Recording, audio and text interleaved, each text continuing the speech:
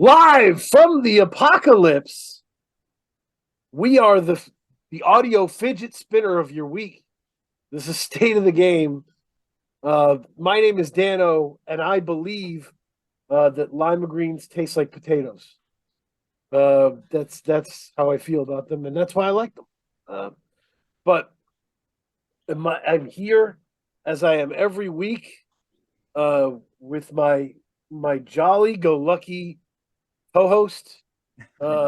If anybody who watched like DuckTales back in the day, Oh yeah. Scrooge McDuck had a brother who was just lucky with everything he did, and that's K. Yeah. So and we are lucky again, as really feels like every week, Kay, just to have amazing people joining us. And my guest, simply put, one of the grooviest people on the planet. In terms of flow, in terms of delivery, is on that short list with Quella Chris and others as just groovy AF. Nappy Nina, thank you for being here. Thank you for having me. I'm excited to be here. And I love my name being next to Quelle. He's one of my favorites. So just people and rappers. I mean, we were just we've talked about this sometimes, like people who, you're just hypnotized by it, Yeah. And listening to your catalog, I was like, man, you were always really good with it and dexterous with it, but there's like a point where it really turned and you were just like, no, this is, the handle is Kyrie level, I appreciate that. Yeah, I feel like I'm feeling a lot more confident these days.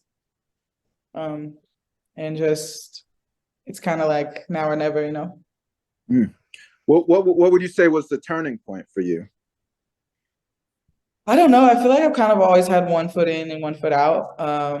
Just like because the industry is trash and trying to figure out what I was gonna do with my, like, financially, how I'm gonna make it, and like if I could really make it work. And I feel like, I don't know, I feel like a lot of conversations with my manager and friends around me where I was just like, yo, just go as hard as you can. Like, there's no point in actually holding back and counting all the ways why it won't work until I actually try as hard as I can, So I do feel like, this is like the playoffs of my career, where I'm just like trying to just do the best that I can and like know that I'm good enough to like make it, quote unquote, whatever that means. And I mean, we should build on that point just in terms of directionality, right? Because there's a lot of people who face forks in the road for things they could do. Some people can do a little bit of everything and really enjoy that. But when you decided to go all in, what was the difference that you saw and felt in terms of the results? I mean, just like a lot of love. Like before Mourning Due came out, I have Double Down and the Tree Act and those projects. And I feel like I was always getting like whispers here and there, like, oh, this is good, like, oh, little support, but also there was like some things missing. My like live set wasn't that good. I didn't really practice that much. Like it was just kind of a thing where I was like, oh, I'm good at it, so I'm gonna just not really work at it. And I feel like now I'm like, oh no, like let me actually treat this as if, like, let me just treat this like, it's the last thing I got, because it kind of is at this point. So like I am treating it like an athlete would treat it, like I am trying to work out at it every day, which is not something that I previously did, even though, I did rap very often, but now I'm trying to just like do it every single day in that type of way. Do you have exercises, or like what is like deliberate practice look like for rapping?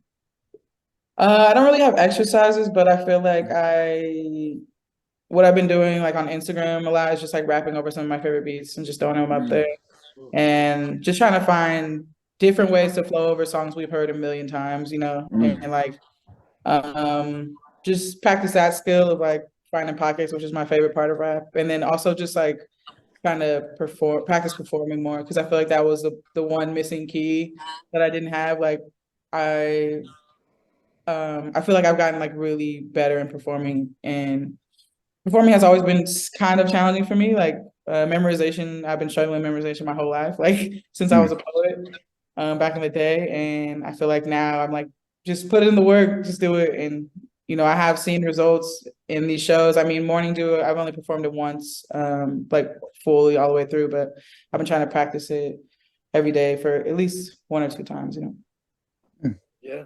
No, it's I have my own answer to this question, but on what project do you feel like your flow hit its maximum durability? Durability. I feel like Double Down was really, Mm, it was that was like the most challenging flow wise project that I made, I feel like, because those beats from J Words were just crazy. And then there were so many things that I wanted to do and I didn't want to compromise on them. Like on the song Scared, for instance, like it took me kind of a while to record it the way that I wanted to, because this track is just so fast and ridiculous. So I would say like some of those faster beats were definitely harder for me, and I feel like my flow was just like it wasn't perfect, but like I feel like it was like testing. I was testing myself a lot. and I think me and Kay talked about that project a lot because I think one of the things when you first hear it is you're like, oh man, like she's figuring out how to rap on these beats as you go along. My whole case was that's an incredible thing to be able to hear someone at your skill level do, right? Like we don't really hear impressive MCs take public risks to grow. We a lot of times there's safe moves, and that project you can really hear the relationship develop, from the beginning to the end, and that's really interesting. And yeah, it's special Thank project. Yeah. Thank And you. one of your best covers, certainly. Yeah, that was a fun day. I didn't even know that was gonna be a cover. That was just a press shot, that like we just ended up using. So let me ask you because Dan's right. We did talk about that project a lot. What was your initial impression when J Words was presenting you beats? I mean, Jay Ward, our relationship is just ridiculous. She's like my real little sister. Like she, like to the point where she makes it a point to get on my nerves. You know what I'm saying? Like that's her main goal in every day when I hang out with her. So I feel like making that project was nothing different. She was like, I want you to get on this beat. And sometimes I'd be like, and she's like, no, like this is the one. And then, well, all right. And then it was just such a like back and forth. Like I always tease Jen because she's J Words because she's like she's so young that she tries to teach me. She tries to tell me things. I've been in the game way longer than her. She tries to tell me things like how to practice. She's telling me like just like the most basic things, and I let her tell me because Right. I love her. But also when she's done, I'm like, Jen, come on. Like I've known all these things years and years before you. So I think the process, I mean, but she's also one of my favorite producers. She comes up with beats. And she's a nerd. She has like a room full of toys, like modulators and chords and all type of things. I have no idea how they work. So like spending time with her and just being able to be in the studio and her give me beats and me being like, oh, I love, like there's sometimes where I love the beats and she hates the beat, like the track on Morning Due, what was it? The one with Masai, Smug. J Words like wasn't really feeling that at first, so I have it. Yeah. No, it's my pick for the project where you hit the durability maximum is Dumbed Out. Dumbed Out to me is the final form of the MC from Nappy Time. That's interesting. Like you really hit the Back on My BS. You really hit a place with your hooks, with your flow, where you were like, man, you nailed that style. And then Double Down, you were like, now I'm doing a new thing. Yeah. I feel like Dumbed Out is kind of my least favorite project actually, and I feel like people, because of like songs like Stay on My BS and the more, they're just like really palatable tracks, which I appreciate, but also I think are not my favorite thing to make, you know. And I feel like I made them, and because they sounded good and felt good, and then like a year later, I was like, oh, a lot of those tracks I don't perform, you know. So That's yeah. that makes, but yeah, I mean, But it was a special album, like Ambrose, like there was so much Quelle, like there was so much magic on that record too. Like I'm not putting it all the way down in the grave or anything. I would just say that like out of all my projects, I feel like it's my least favorite. yeah. I think that one was, you were done with doing that, and you were going to do something new. Yeah. So yeah, that's awesome. Yeah. Then it's good to hear. Because yeah, everybody, you've been around for so long. You've had, you know, these projects all mean something to you, a different thing, and a different thing to what they mean to us. So it's Yeah. always, That's Yeah, why I I mean, like hearing what it means to other people. Like it really puts everything in perspective. Like when people tell me that they love tracks from that record, I like really appreciate it, you know. yeah. I mean, I was gonna say it's interesting because sometimes the relationship an artist has with their work is different than the relationship the fans have with the artist's work, Mm-hmm. and it can really deviate in a lot of ways. Yeah. yeah, yeah. I mean, to me, I love Dumbed Out because I cherish thoughtful, dense work. Right, like I have, you know, I've been accused of being too dense in all the work that I've ever done, but not everybody in your position can project warmth and richness and simplicity, and like that's what that album is to me, of like, I can go deep but I don't have to be there. Mm. You know, we Yeah. can all just dance to this and I can do that. Yeah. And that's why you're everywhere, you know, because you have you able to shift into those gears. Yeah. Thank you. So yeah, the I got was gonna ask, because as I said, you've been everywhere. You have a lot of important collaborations on Morning Dew, but you become a great collaborator on other people's albums, right? Um, you smashed it on Raja's Son, with Celery Stock. I love Uh, that song. Yeah, one I of my love that favorites is the Don and Vaughn song A Team. project. That's a good one. I Yeah. love Tanya Morgan. So Yeah, I love Tanya Morgan. I just had drinks with Don Will last week. I love them. such a cool person. Yeah. So I've heard artists describe collaboration as a different skill. Uh, what what are the keys to being a great collaborator? Well, I think just knowing when to say no is actually like a really good key because sometimes the tracks like or just the personal vibes aren't right, you know. And I think I pick my collaborations. I mean, there are collaborations that I honestly just do because I'm getting paid.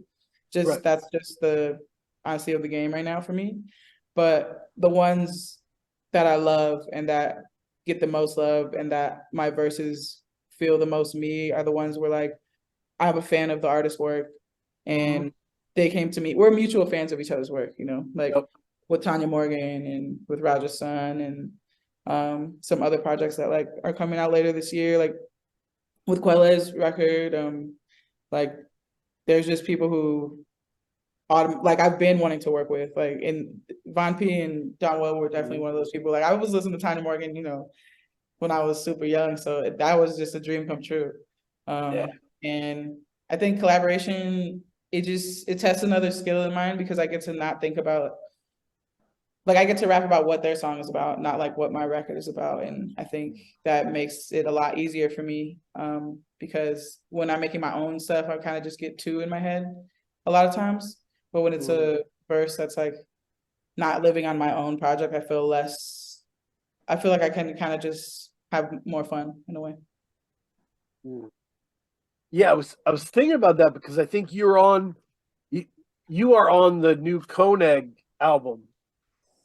The on who? PT. Oh yeah, Lucas. Yeah. I'm going. Yeah, And we're I think going you're to the play. first voice on it. Yeah, it's a single. And I was like, wow, like you're the first voice on this album. Um, and that's how much people trust Nina. Like that's the pole position you exist within.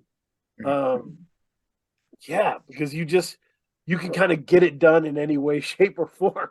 Like, Yeah, that project is super interesting. We're going to play a show in Austria next week, and I'm just excited to see how it's going to be live and to like be with Guilty Simpson, who I've been listening to also woo, forever, and yeah, I'm super happy about that project.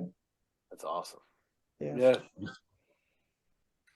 yeah. No, that's a good deal. And I mean, one of the things I've heard the most about being collaborator, because when you when you are a successful artist yourself, you take a lot of control over what you do. And when you're collaborating with someone else on their vision, you have to kind of switch gears and think of yourself as a part being used for the whole. Mm-hmm. You have to just go in and be the best part you can be. And so that is a shift mentally. Yeah, it definitely is. But I always try to be the best that I can be on other people's tracks. Like, I sometimes want to be better than them, So Yeah, that makes sense. What are some of the favorite collaborations that you've done?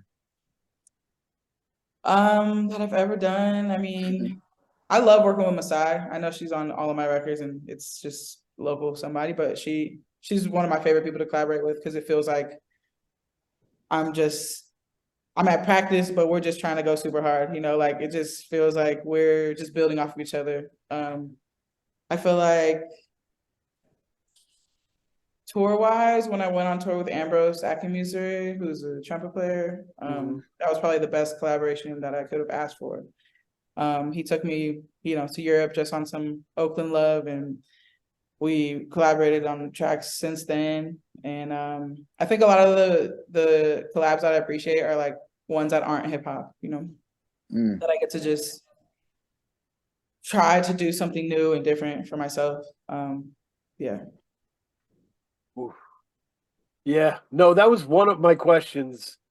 Was what is it about Masai that makes every song you do together so special? Why is it so good? She's one of my favorite rappers, and I feel like people think I'm joking when I say that, but I think that the way that she raps is just really unique, and our styles are not similar, but they feed off of each other really well. And I feel like there's no like I love sharing stages with her. I think she's super talented. I think she finds pockets that like I don't even find. Like I have to listen to her stuff sometimes like 10, 20 times and be like, text her like, yo, did you really say this? Like she's like, yeah, man. I'm like, you're a genius. I just feel she's super smart, confident. She's in a place that I wish that I was like knowing myself wise at her age. So I love Masai. Yeah, no, I did a written interview with her before we were doing these full interviews. Just emailed her some questions, and they were just the smartest answers that I could have. It was like I was asking her like age-old writers questions. Yeah, She was like out of the park. she's super smart.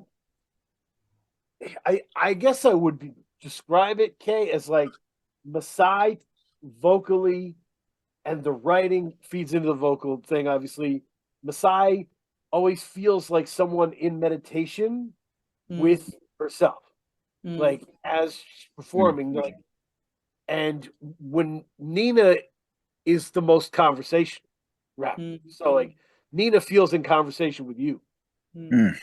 So the two together are a really powerful mix for that. Yeah, I hope we just continue to make stuff together forever.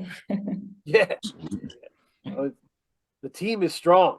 The team, Yeah. the whole collection is really strong. Yeah, but some of the best collaborations are on Mourning Due. um, Originally, Whippin' with Logi was the one I kept coming back. I love Logi, and that song is so fun. But Weeping Waltz with Cavalier. Yeah. Oh, oh, oh.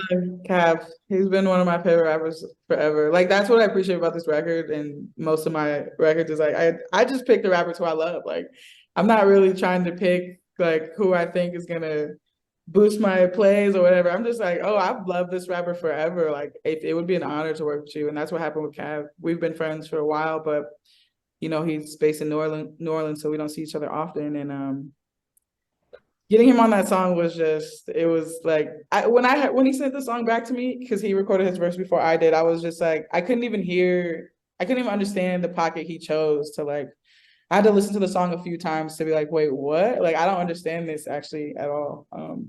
But I love Cav, and he's an amazing rapper. Like Private Stock got me through a lot, and it's probably one of the best records. I mean, it was the best record that year that it came out. Yeah. And I still come back to Lemonade a lot. Lemonade is really incredible. Yeah, Cav, open invitation to be here. Mavi killed it. You and Mavi made so much sense on what Tucked In. You're right. It's not like you picked obscure rappers or anything. Like this is a group of people that you've never seen together on an album before. And that's because this is you being like, all right, I get to pick from the menu. I'm picking all of this. Yeah. Mavi, so much love to Mavi. You know, he didn't hesitate at all. Like we actually have never met in person. We just know each other from the internet. And being fans of each other. And he was like, yeah, for sure. I'm definitely getting on this track, you know. So yep. No, it's great. Great to see it. So we talked about the development that went with Double Down, and this Mourning Due is so different, right? The way I was thinking about it was, it feels like your most personal album while being your most easily listenable album. Was that intentional? Was there a sonic plan for what kind of sounds you wanted? No, not really. I think that also what happened is like me and Dane Zone, who have worked together on every record pretty much, we just kind of hit a groove where I feel like we were understanding each other a lot. Like just knowing somebody for almost 10 years, we just kind of reached like the peak of like understanding, and he was just coming with sounds like for the track with More Mother, like he just knew what I wanted to make without me even telling him. Like he was just like, I think this is what you're looking for. And I was like, it is. Like I think it is. And there was no sonic plan like for this record. We started this record in 2019. So it was a long time. It was a long, like longer than I usually work on stuff. So there was no plan. There was times where I was like, this isn't even going to be a record. Like these are just songs that I made that are probably just going to sit in Dropbox, you know? I think they only started coming together in the last like 4 months where I was like, oh, this is actually a whole project. And it wasn't a plan that was like, I think this song's going to be first and this song's going to be second. Like I sat down with all these tracks I had made over the 2 years, and I was like, I'm keeping these, I'm throwing away these. And the sequencing took a lot of time, and Stas the boss helped me with that. And it definitely wasn't planned. It just came together and worked, you know. So I've got like a 2-part question. So the first part is, what is like the oldest track on the song? I'm sorry, the oldest track on the album, and then I guess the last track that you created. And then the second part is, did you notice, because I mean 2 years, 2019 to 2022, I mean that's a good deal of time. Particularly, I mean, because COVID started 2020. So, I mean, that was like a very, I don't want to say traumatic, but I guess it was like a very dramatic/traumatic time for a lot of people. So do you notice like a shift in any of the song? Like when you listen to it as an artist, do you notice a shift in any of the moods or any of the songs? Yeah. Well, the first question, Cope is the oldest song. We recorded that in 2019. And I was in a very sad place when I recorded that, and I was just in a different place. Just going through like, I can't even remember, but I just know that I was like pretty sad. And that's why that song sounds that way, which is also why it's a little bit hard for me to listen to that song sometimes. And then the newest song, probably Whippin', I think, was the last one. Because that was a whim. Like, me and Logie weren't planning to work together. It was just, we were hanging out together in New York, and he had some time to kill before he got to get on the bus to go back to Philly, and we recorded that song at Jay Word's crib. Like, none of that was planned. It was just Jay Word's geeking out and being like, two of my favorite rappers, you guys have to get on a song. And forcing the hand again. Right. And that song came. So that was the last song. And I feel like between those tracks and some in between, there definitely is a different mood, you know, like it's like I said, I feel more like the most confident I've been in my career. And I think the later tracks that I recorded show that. I feel like Cope was not really in that place. Loogie is also one of the older tracks, which I love that song. I think Loogie is one of my favorite songs on the project, but I was just in such a kind of a liminal space when I made it. Like, I wasn't like, oh yeah, like this is gonna be the opening track, you know, like I was just rapping to rap, and I feel like those are sometimes my favorite tracks. So I definitely do feel the difference in a lot of the record. Yeah. That's great information. I mean, Cope is an amazing song. I absolutely love it. It's interesting because Mourning Due is an album full of frustrations that bubble up, that are personal, that are not personal, but it isn't like a clear trauma album in that sense, you know.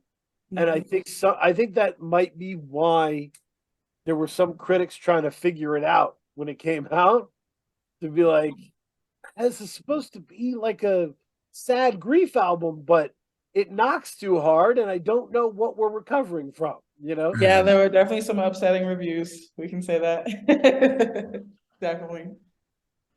But it made perfect sense for you because your lyrics have always been, you know, a mixture of everything, right? It's always been a mixture. So it makes sense to have Whippin' and Cope on the same project, you know, because that's how you do it. But Mourning Due is it the longest project you've put out?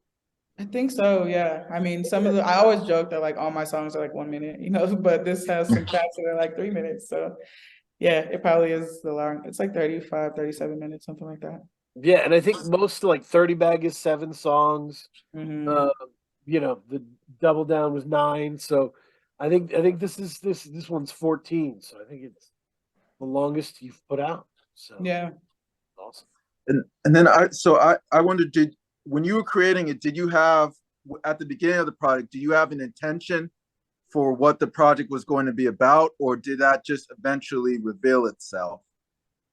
I would say it eventually revealed itself. Yeah, I didn't really have a title until probably like halfway through, and then yeah, it revealed itself. I didn't go in knowing what it was going to be about, and I think what frustrates me, my own self, about the way I rap and what I rap about is like, I've had a lot of records where I'm just rapping about uncertainty, you know, like Dumbed Out and Triac, like, you know, might not make it. It was my main song on Triac, where I'm just talking about like, I don't know. So like, I kind of wanted to come with like a different approach, because I just feel like I was just kind of speaking about not being sure for so long that I didn't want this record to be that.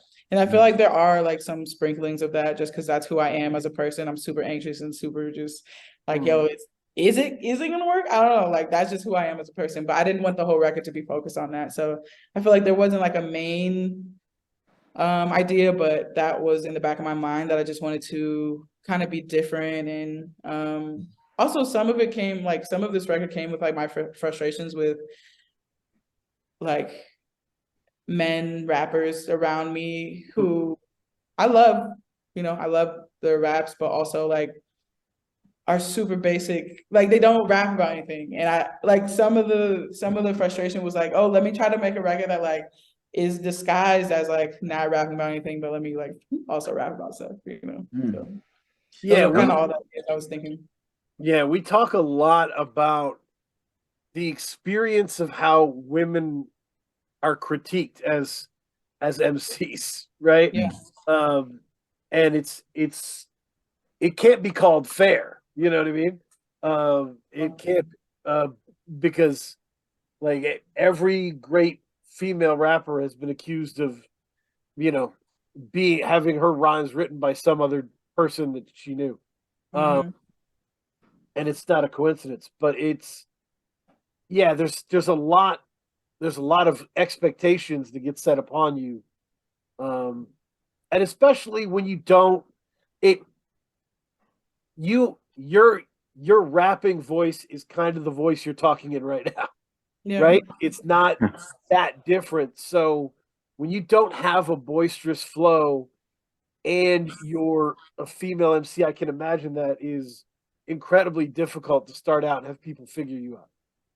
Yeah, it's super frustrating. I feel like people don't give me as much grace and patience that they give a lot of other rappers. I feel like I don't know what that is. I know what it is. It's like misogynoir, but it's Right. also I just feel like I want to be able to like break through that. I don't know how, because I don't think there's an example of a rapper that I can look up to that's a me that I can be like, oh yeah, like this like I want to be this person in 5 years, you know what I'm saying, who Right. exists.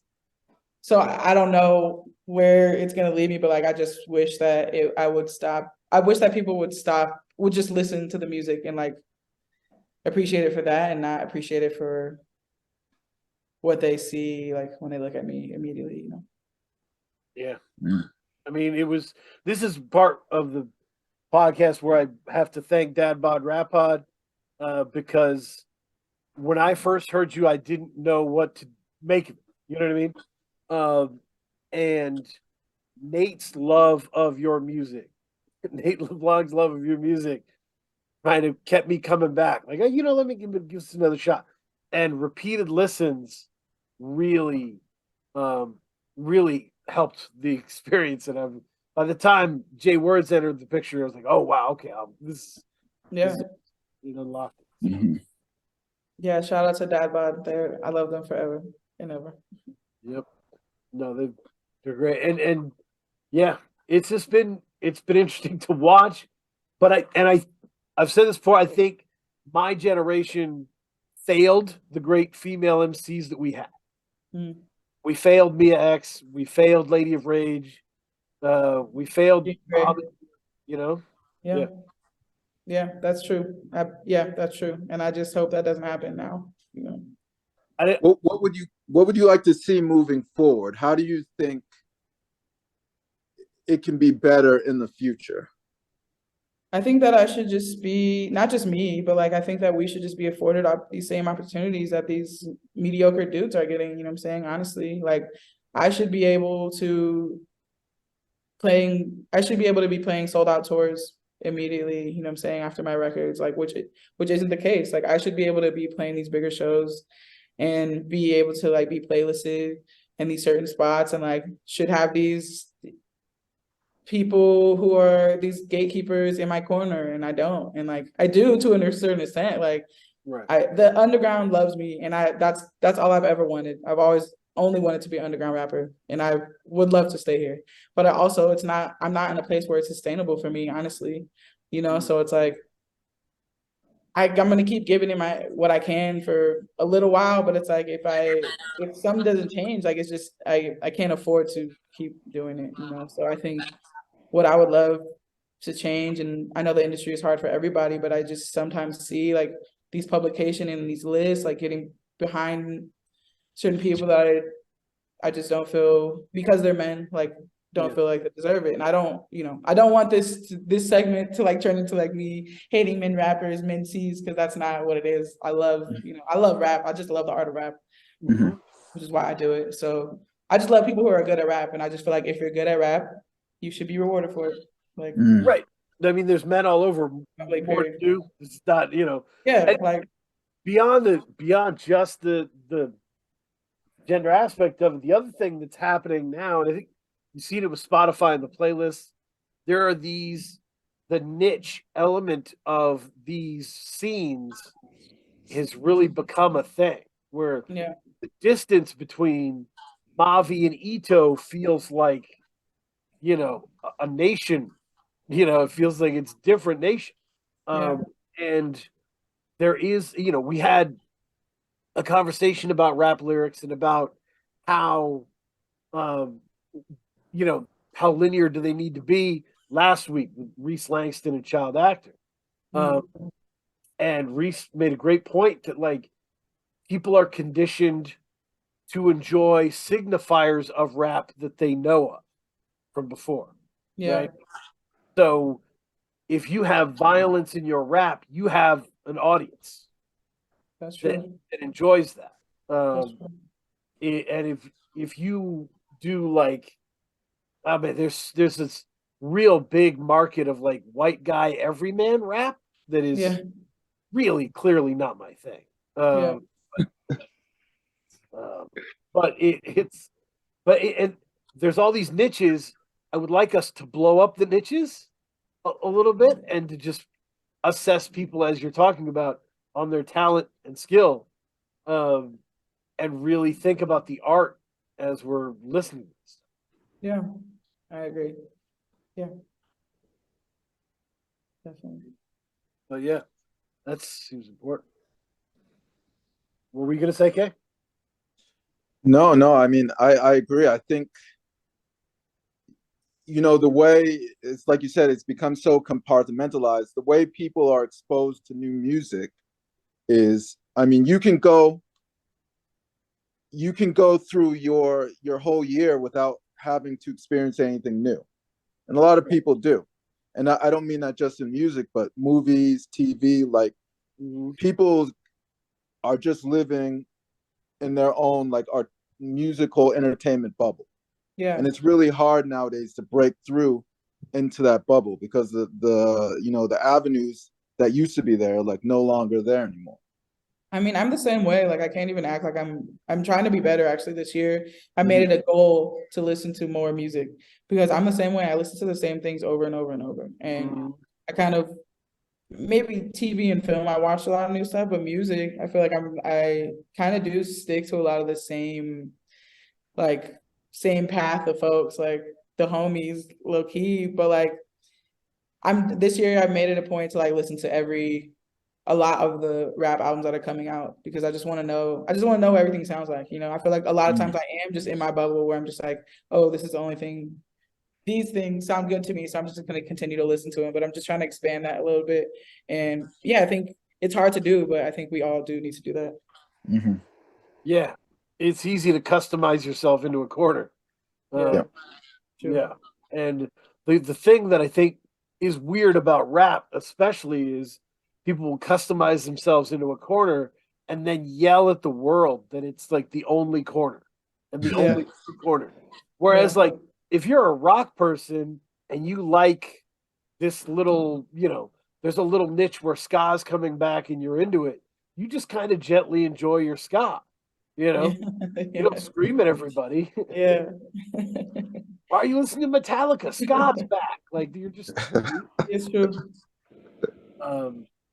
But interesting is Mourning Due, that you started it so long ago, because I was going to ask, how did your songwriting change on Mourning Due? Are there any important changes in how you organized or edited your thoughts for this project? That's a good question. I don't think I've thought about that. I probably started reading a lot more actually in that time, which I've always been a terrible student. So like, I went to school for writing, but like it just the reading I was just never super disciplined about. So I think that probably subconsciously affected the way that I wrote a little bit. I don't think that my writing is like extremely different on this album. I think that things are probably just coming together more, but I don't know. I think that also I had a lot of different scenes to write in. Like 30 Bag and Double Down were made in the pandemic, and I made them in my apartment in East New York, both of them. And like in my small room, and recorded everything there. Mourning Due, because it was such a stretch of time. I was like writing things when I was in Cali. I was writing things when I was like upstate in the woods. Like there was a lot of different scenery for me, which like I feel like affects what I make all the time. Like the Tree Act, I recorded a lot of that in Chicago, and I think just having different cities and different just vibes of like the sessions just like affect so much, you know. Maybe it feels different to me because the environment's different, just Yeah. in the sense that you still have your hardcore lucid house people, right? Yeah. We still get Stas the boss, we still have our people, but we've also gained, you know, Jay Words and Masai, and we're like, the environment is so complete. And when you are surrounding yourself with really great people that inspire you, it pushes you to be your best. Yeah. So it's possible that the environment's a little different, and that's why it's a little different. Yeah, it's possible. Yeah. It's but yeah, I like to ask people about that because obviously every project your writing is changing and developing and you're learning lessons. And this feels like a great coming together for your hooks. I love the hooks on here. Um, yeah, for the chemistry that you create with people, beat selection. Uh, talk about sequencing. How did you sequence this for as long as you took to record it? I hate sequencing. I think it's the hardest thing for me. I'm not good at that. I'm not a DJ. Like I don't know what songs sound good back to back. So Stas the boss, I gotta give her a lot of credit because she sequenced like 2 or 3 of my records. So I had an idea that I wanted to start with Loogie. That was because with all of my records, I feel like the first song is always kind of the just like free write. It wasn't a free write, but it's kind of just like put out everything that I can in that first track, just like free flow, you know, like so the only song that I picked in that order was that I wanted Louis to be first and I didn't want Cope to be last. Just because it felt like a typical last track. But I didn't want to end it on that like sad note, and just the idea of mourning, like I wanted there to be a little bit of hope. Like I didn't want it to be like, oh yeah, I'm sad. Like we're all sad and Yep. like, you know, so those were my only 2 requests, and Stas sent me I think 2 sequences, and then the second one I was like, oh yeah, I think this sounds good. Also, it's really hard to hear my music when I like right before it's about to come out, because I go through this thing which I feel like every rapper probably does, where I'm like, yo, this shit is terrible. Like, is this even rap? Like, I don't think that it's good until other people hear it. I feel like a lot of times, like some songs I know they're good, but then I'll just question it a lot and be like, oh shit, like is this song super corny? Like Petals, for example, like I went back and forth about putting Petals on this album so much, and then Dane was like, yo, just throw it on the album, like it belongs there, you know. And I was like, I don't know, I think it's like a summer jam. Like I was just struggling with it a lot, so I feel like sequencing is really hard for me because I can't get out of my own head and just listen to things as a whole. I think I just find like all the things that I hate, and then like just somebody else has to do it. Yeah, if for and that's what's hard to communicate to people who haven't created their own like art that takes a long time, is that creating a project, whether it's a book or an album, or you know, a artistic piece, you know, a picture, like it kind of feels like being trapped in an elevator for a month, Yeah, where you just have no, you don't feel like you have enough space, you don't feel like you have anyone there to help you, and you need the door to open and the new air to come in, it's true. you to feel any sort of way. So we've heard that story for a while. I mean that, hey, you weren't there on that episode, but Brian Ennals and Infinity Knives released a great album last year, and we talked to them. They were like, we hated this album. Yeah, I feel that way every time. For a month after it was released, you know. So that's, you know, just how it is creating. Yeah, that's just making art, you know. I think you're not gonna love everything that you make. And I think it takes like other people being like, oh yeah, like I appreciate what you did here for me to appreciate a little bit more, you know.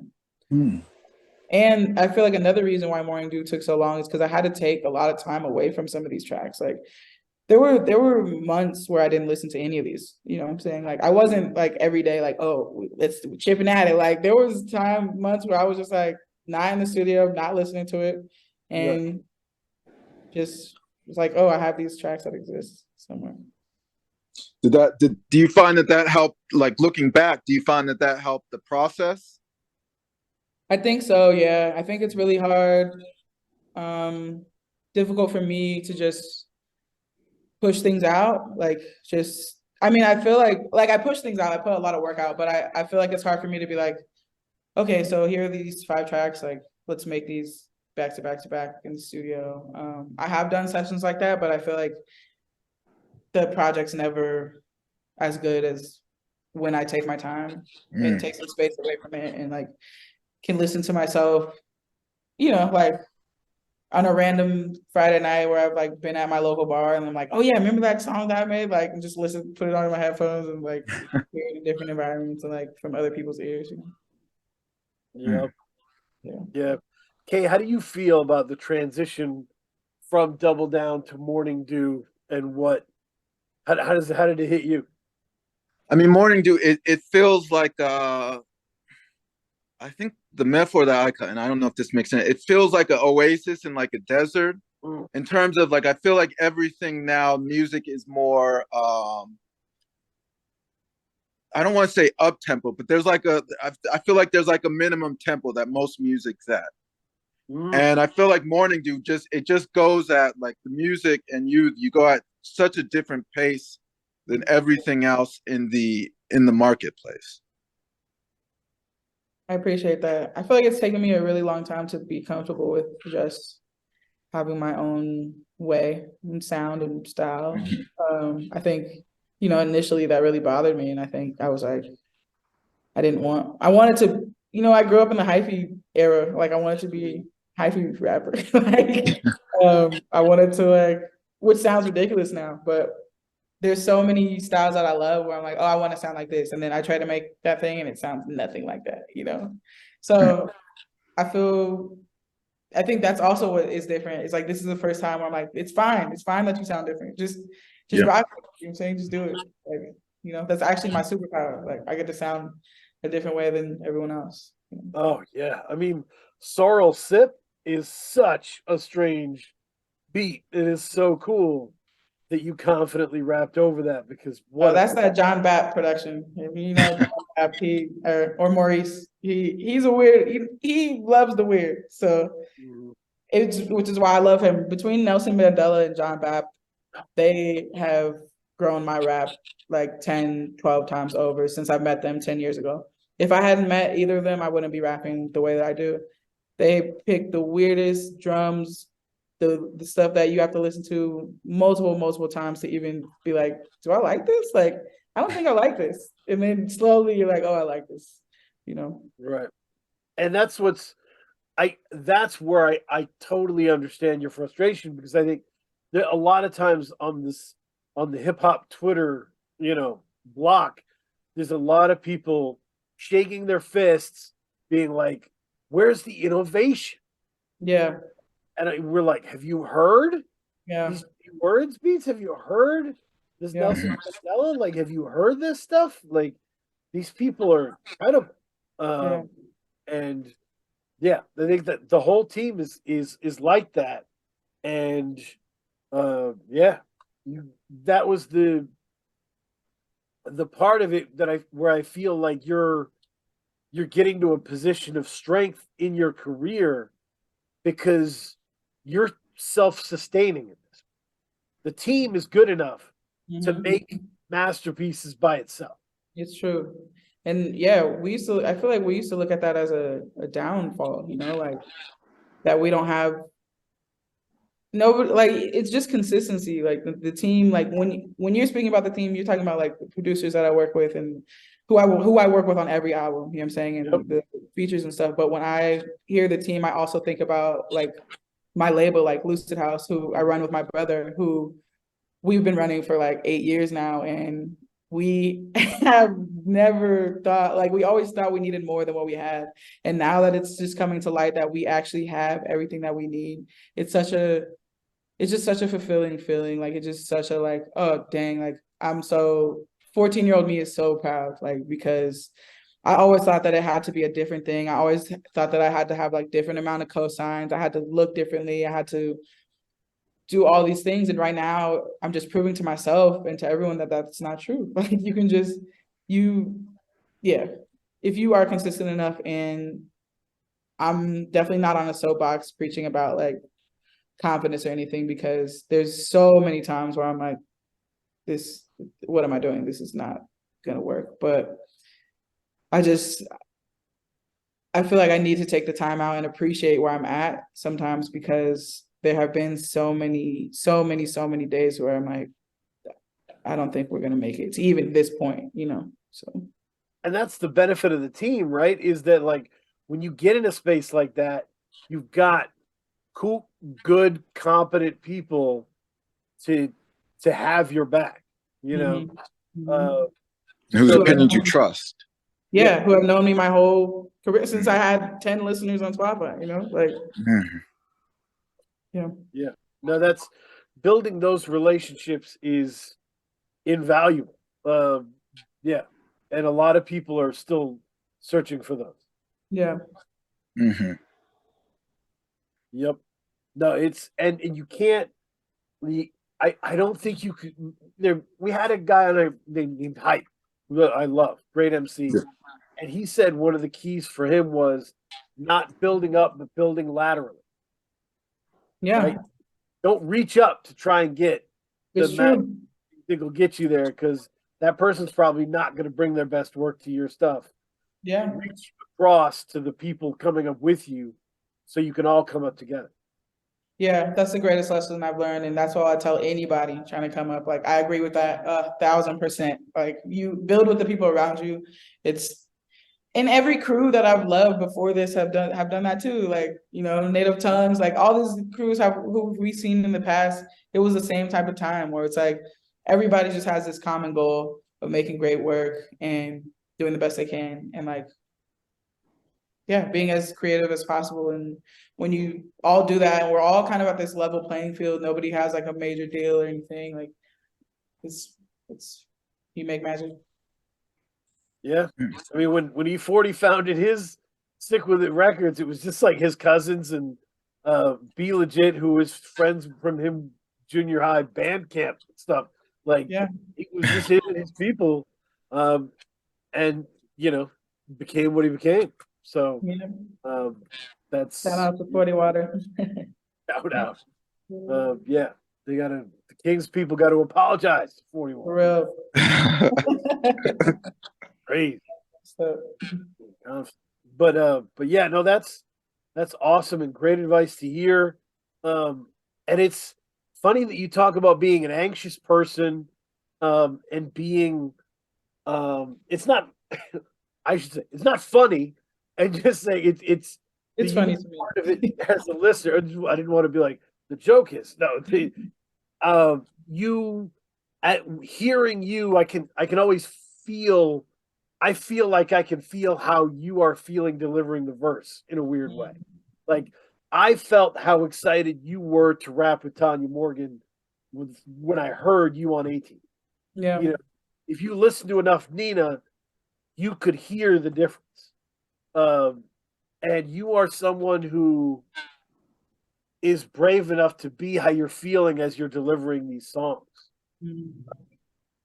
Is that a fair assessment, or is that all? Yeah, that's super fair. I was just thinking about that. I think I was just like thinking when you said that about the 18, I was thinking about that because I was super hyped. Like, so, and I haven't listened to that song. After this interview, I'm about to go listen to that song because I haven't heard it in a while.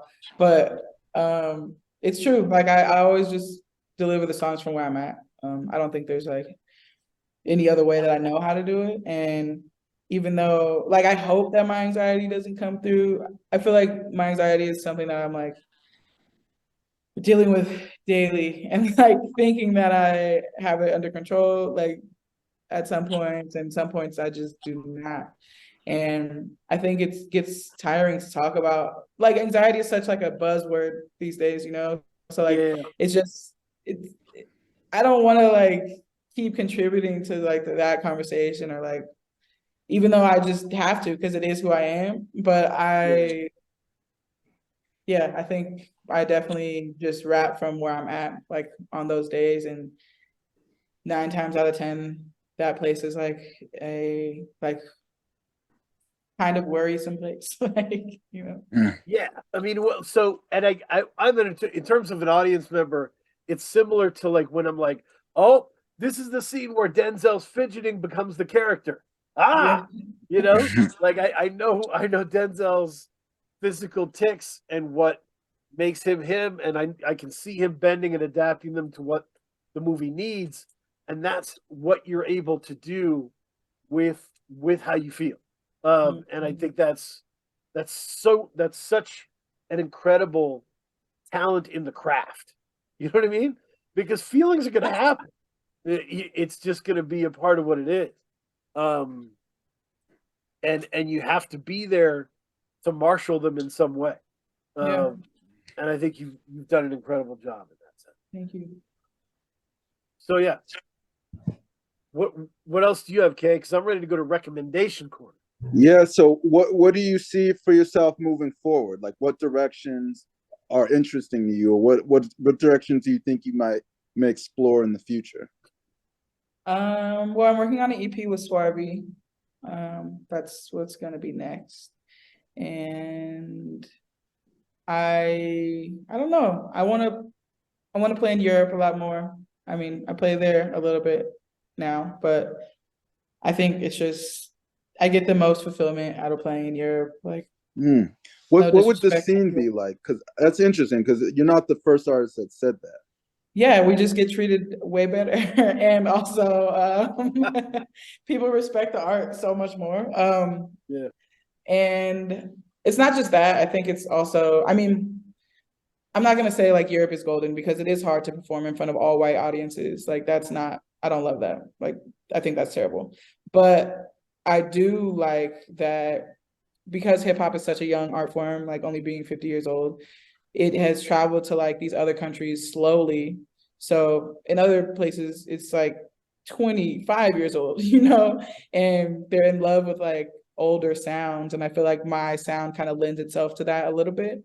Where it's not exactly boom bap, but it's like there's just an appreciation for a different style of rap that I feel like isn't around so much anymore. So that's why I love playing in certain places in Europe, because I feel like the crowd is just like really, really in it there with me. And not to say that doesn't happen in the US, because it definitely does.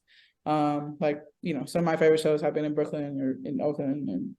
And I just feel like it's really nice I can see a life like that is sustainable when I go there. Like there's like people are putting resources to the art there, and like making sure that you're taken care of in a different way, and just they just want you to be there, and they're just like, you know, just appreciate it in a way that I sometimes don't feel when I'm at home. Mindful consumers, it's a big Yeah. deal. Yeah. Exactly. Yeah. Big deal. If you're, be a good citizen in this game. Exactly. Yeah.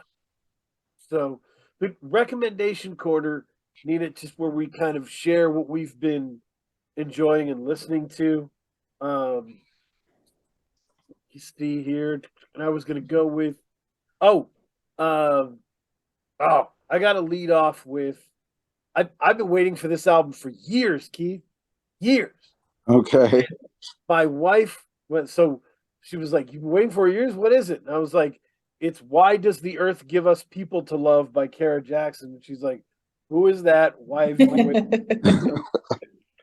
I interviewed Davis the Dorchester Bully from Chicago for Y Records, and I was doing really nerdy back work, digging into his label, and I found this compilation out. with a bunch of people on it. And I was like, this compilation album has a song, like, I think it's called Bed by Kara Jackson. Who is this? And I was like, she's a local person. She's kind of like folk, alt country person. But she's not our label.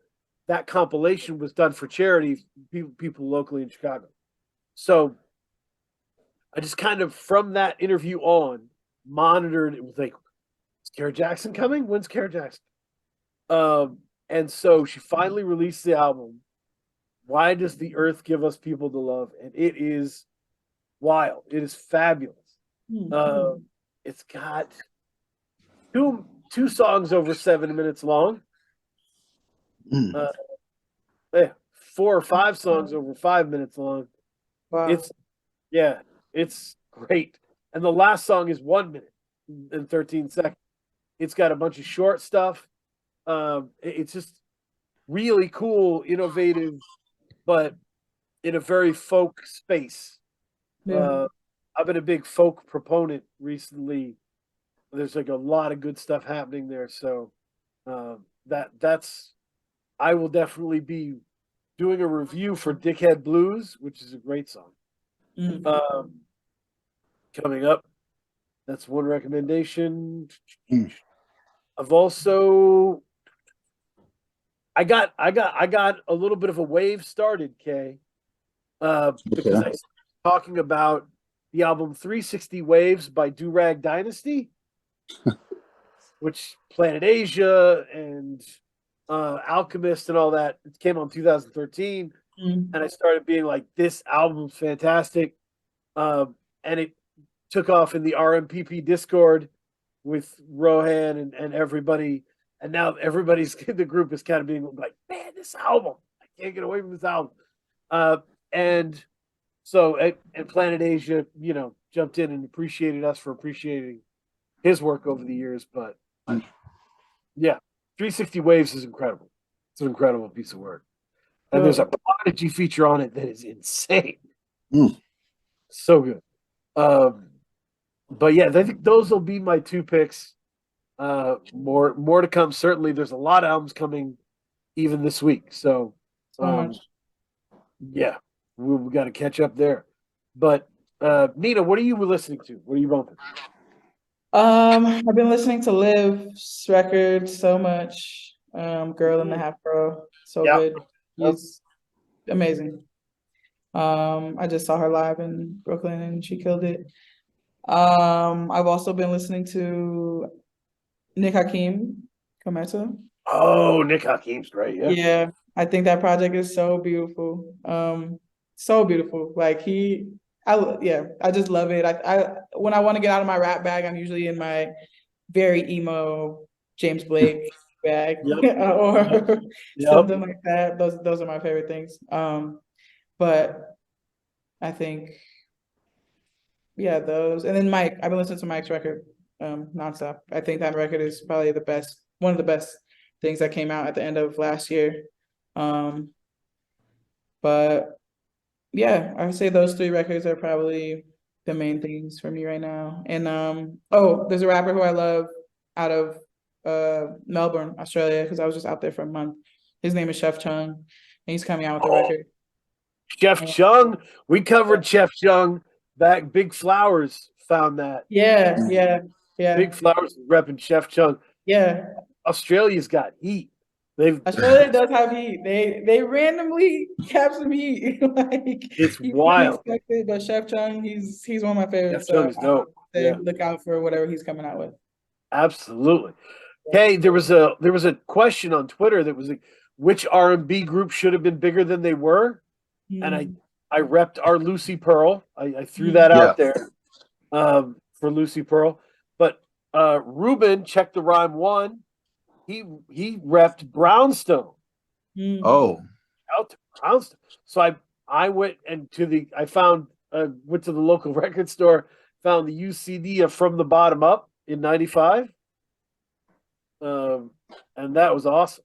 If You Love Me, it's a great song.